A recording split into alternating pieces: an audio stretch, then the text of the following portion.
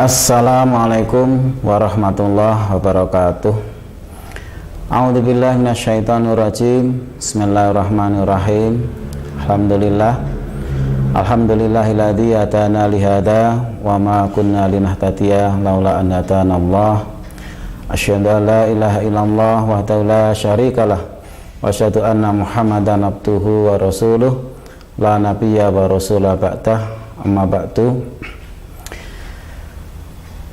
Para pemirsa kajianmu yang kami hormati, pertama-tama dan utama marilah senantiasa puji dan syukur kita panjatkan kehadirat Allah Subhanahu wa taala atas ridhonya, atas perkenannya, atas taufik dan hidayahnya. Kesempatan sore hari ini kita bisa bertemu dalam rangka pengajian menjelang buka puasa yang diselenggarakan oleh pimpinan daerah Muhammadiyah Kabupaten Magelang ini dalam keadaan sehat walafiat tanpa kurang suatu apapun, dan tidak ada alasan bagi kita sekalian untuk tidak bersyukur atas nikmat-nikmat yang telah dan senantiasa Allah berikan pada kita semua.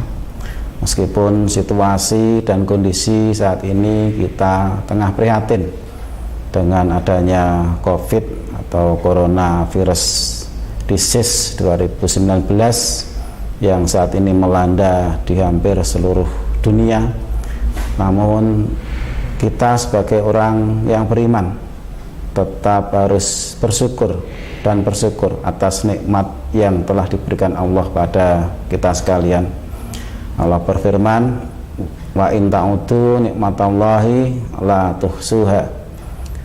Jika kamu sekalian menghitung-hitung nikmatku yang telah aku berikan kepadamu, maka kamu tidak akan sanggup untuk menghitungnya. Saking banyaknya nikmat yang telah Allah berikan pada kita semua, sehingga kita tidak mungkin untuk menghitung nikmat itu. Untuk itu marilah kita bersama-sama ikrarkan dengan bacaan tahmid Alhamdulillahirabbil alamin. Selanjutnya salawat serta salam semoga senantiasa tercurah pada junjungan kita Nabi Agung Muhammad SAW, pada keluarganya, pada para sahabatnya, dan pada seluruh pengikutnya hingga yaumil kiamah nanti. Pemirsa kajianmu yang berbahagia, meskipun saat ini kita sekali lagi kita masih menghadapi musibah, namun bagi kita orang yang beriman dan selalu berpikiran positif, maka pasti akan ada hikmah di balik musibah yang menimpa kita semua ini. Nabi bersabda yang intinya, orang yang beriman itu menakjubkan. Jika ia diberi nikmat, maka ia bersyukur, dan jika ia mendapat musibah, maka dia bersabar. Untuk itu senantiasa, sekali lagi marilah kita senantiasa bersyukur dan bersyukur atas nikmat yang berikan Allah kepada kita semua. Dan salah satu hikmah yang dapat kita petik, yang dapat kita ambil dari adanya Coronavirus Disease 2019 ini, yang mana mengharuskan kita untuk selalu memelihara social distance atau physical distance. Salah satu hikmahnya bagi kita orang-orang Muhammadiyah, bagi Persyarikatan Muhammadiyah, bagi para dai, bagi kita semua, kita menjadi kenal dengan yang namanya channel YouTube ini. Mungkin sebelumnya kita belum pernah mengenal apa itu YouTube, tapi dengan adanya virus corona ini yang mengharuskan kita video conference atau kita bertemu secara jauh, maka kita menjadi kenal dengan YouTube ini. Untuk itu saya berpesan, sebelum saya melanjutkan kajian kita sore hari ini, silahkan bagi yang belum subscribe dulu channel kajianmu ini, bila dirasa bermanfaat, dan kemudian like dan komen. Di awal kita kenal dengan YouTube ini, mungkin kita akan merasa ribet, merasa asing, merasa kurang familiar, merasa sulit. Namun seiring dengan waktu kita pasti akan atau mungkin akan bisa menikmati channel kita ini. Bahkan kita akan merasa butuh dengan channel ini, channel yang menyediakan visualisasi dan audio melalui internet ini. Nah, dan itulah yang akan kita bahas pada kesempatan kajian sore hari ini, yaitu bisa karena biasa. Dalam terminologi pendidikan karakter, nilai-nilai kebaikan itu akan terinternalisasi, akan masuk dalam diri kita jika kita biasakan, kita disiplinkan, kita taat azas dalam kehidupan kita sehari-hari. Pemirsa kajianmu yang terhormat, dan sejatinya kegiatan keseharian kita selama kita menjalani kehidupan di dunia ini sebagian besar merupakan rutinitas atau kegiatan kebiasaan-kebiasaan yang kita laksanakan sehari-hari.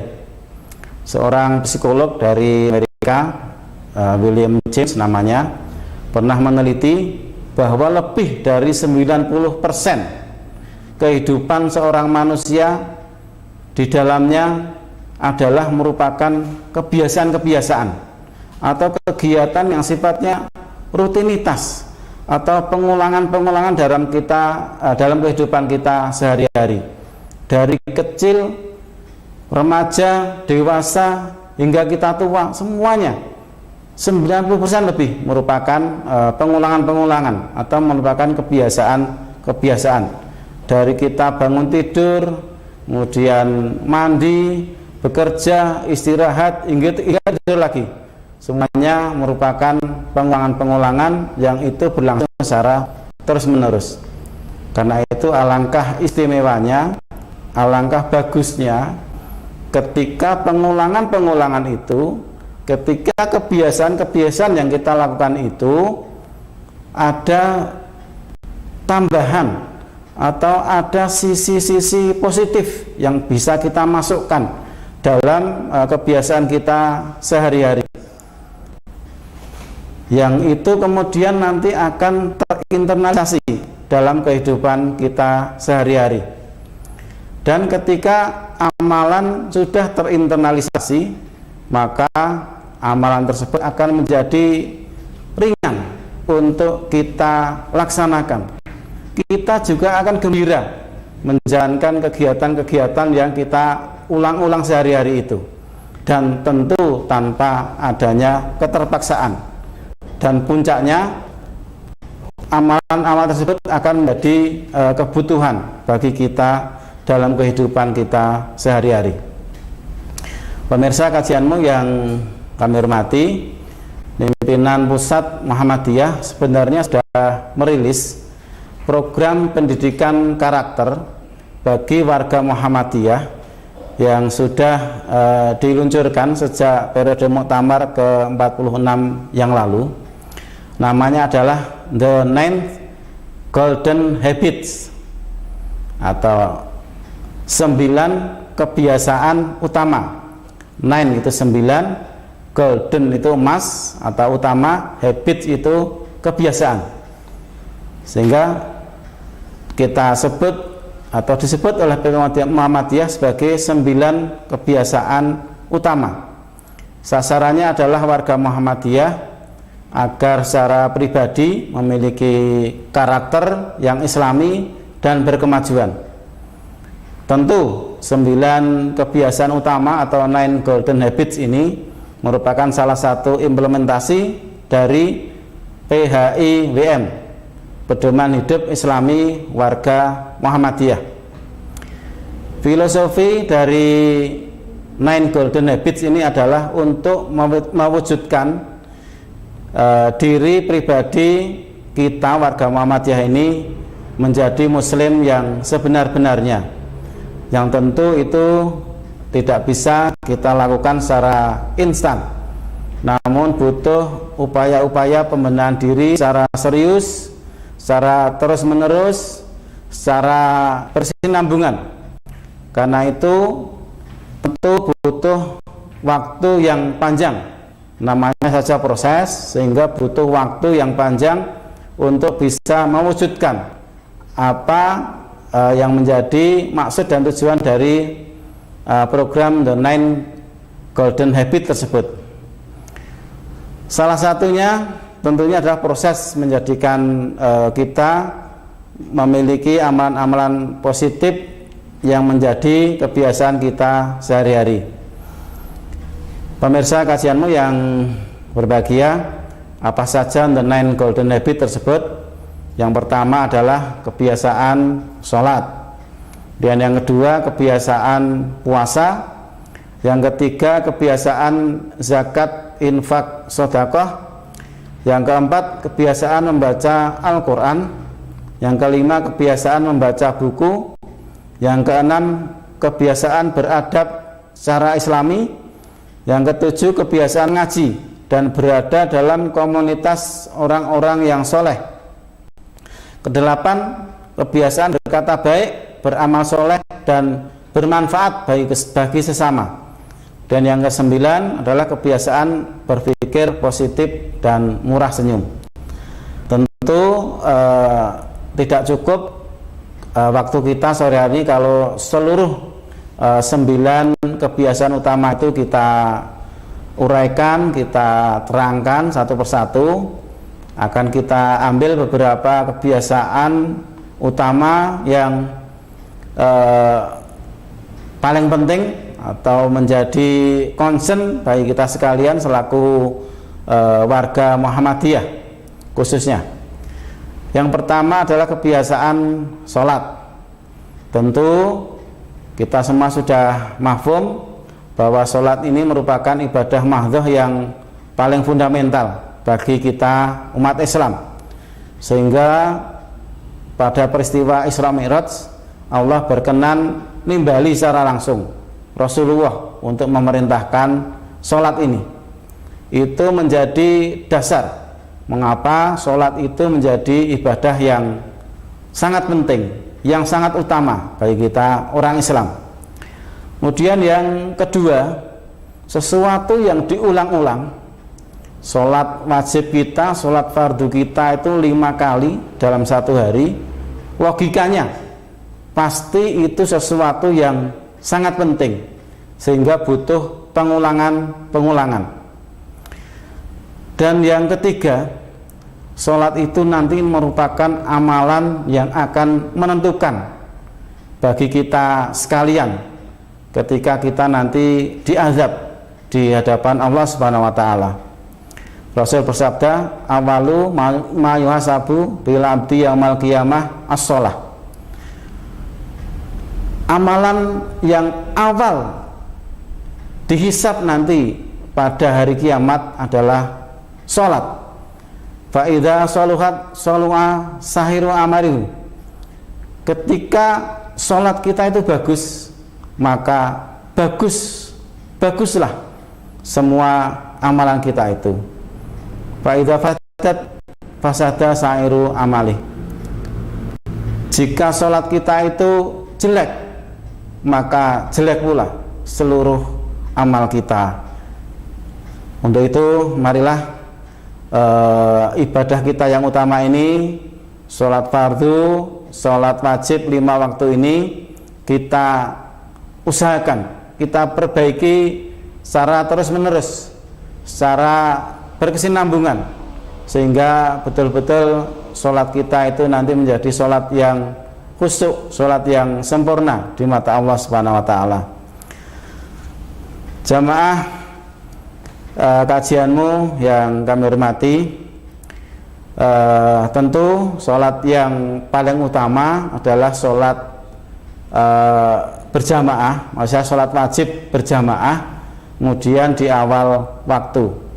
Dan kita beruntung sekarang ini akhir-akhir ini di berbagai tempat, rata-rata masjid di tempat kita ini sudah mengumandangkan azan tepat waktu, sehingga kita tinggal mengatur jadwal atau kegiatan kita sehari-hari itu supaya kita bisa ikut berjamaah sholat 5 waktu tersebut di awal waktu. Dan bahkan terkait dengan jamaah sholat ini, khususnya pada saat jam kerja, beberapa kepala daerah juga sudah memberikan maklumat atau edaran kepada pegawai, pada masyarakat untuk menjalankan ibadah sholat 5 waktu ini, sehingga tidak ada alasan bagi kita untuk tidak berjamaah sholat 5 waktu ini. Jamaah yang kami hormati,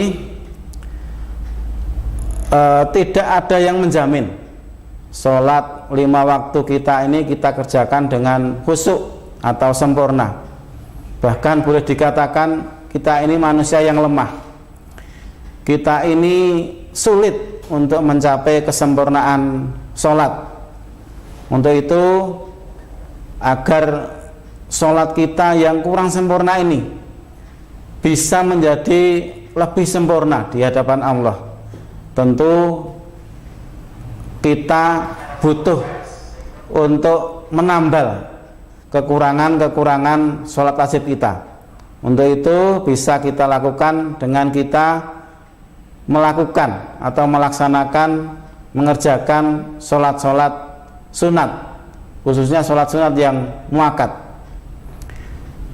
Di antaranya adalah sholat yang mengiringi sholat wajib kita, sholat rawatib. Monggo kita bersama-sama bisa kita upayakan untuk kita selalu mengerjakan sholat rawatib ini dalam rangka menambal kekurangan dari sholat wajib yang kita laksanakan dalam kehidupan kita sehari-hari.